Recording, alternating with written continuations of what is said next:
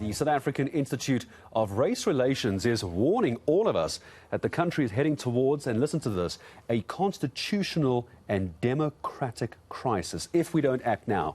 Another word which we have to be worried about is the 2024 elections are going to be a disaster. So off the back of that shining preview of the elections in 2024, let's bring in to the conversation Herman Pretorius, Director of Communications for the Institute of Race Relations. Hello, Herman. It's not exactly painting a warm and fuzzy picture for the next couple of years. How did we get to this doom and gloom? Good morning. Good morning. So we got here through primarily, and if we're going to talk about doom and gloom, perhaps a proper place to start would be Parliament and government. And it is a unique situation where we have a court judgment in 2020 making it clear that the current constitution or the current electoral system doesn't meet constitutional requirements because independent candidates are not able to stand. The Court then gave Parliament 2 years to act, and that 2 years period expired in June this year. Since then, they've actually asked an extension of that period. The Constitutional Court has granted it, and now only recently the National Assembly passed the electoral amendment bill currently before the National Council of Provinces. And the real problem with this bill is it's awful. It doesn't allow for independent candidates to compete on a fair grounding, a fair footing against the bigger parties.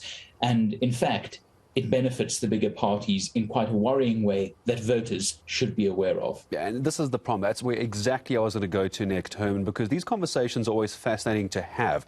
I imagine if you work at the level that you do, and obviously we focus on politics a lot in the media as well, does, in your mind, the average South African even understand how this works, even conceptualize the fact that it's happening? And then perhaps part three of my question is, what does the average South African do about this?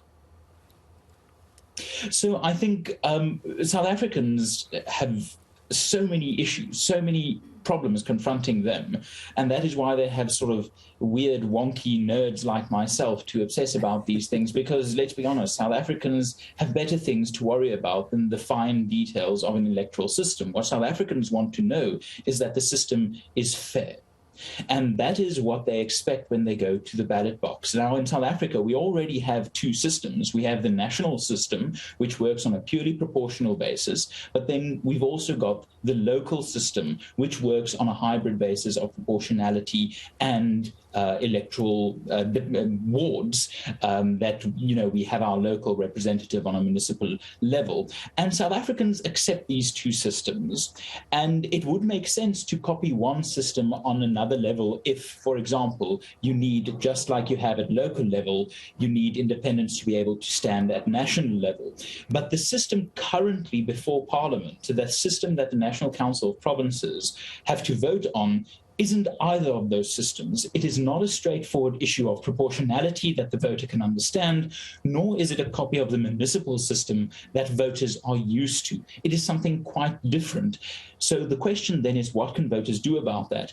And that is essentially make your voice heard, write to members of Parliament, endorse the submissions of organizations like Defend Our Democracy or the Institute of Race Relations, and communicate to these politicians that this simply will not stand. And when the opportunity comes, support these entities when, as I expect, they go to the Constitutional Court to take issue with this specific piece of legislation. Herman, just in closing, this report also talking about if we don't act now, the 2024 elections, and I want to re-quote again from earlier, could be a disaster. Paint that picture for me. Help me understand what that disaster looks like if we don't do something now.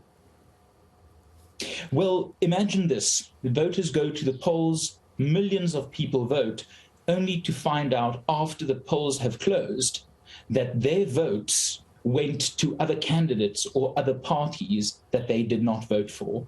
If we think that the July 2021 riots were unhappy, and we look at what happens worldwide when elections aren't respected by the voters because the system is warped, then we've got a real problem on our hands. And perhaps even a worse situation is we could be facing our own Trump denial moment, where politicians can use the confusion of an undisciplined system to just deny the election results, and then we see what happens to democracies when politicians get that opportunity. It's not a healthy scenario, and South Africans should demand better from Parliament.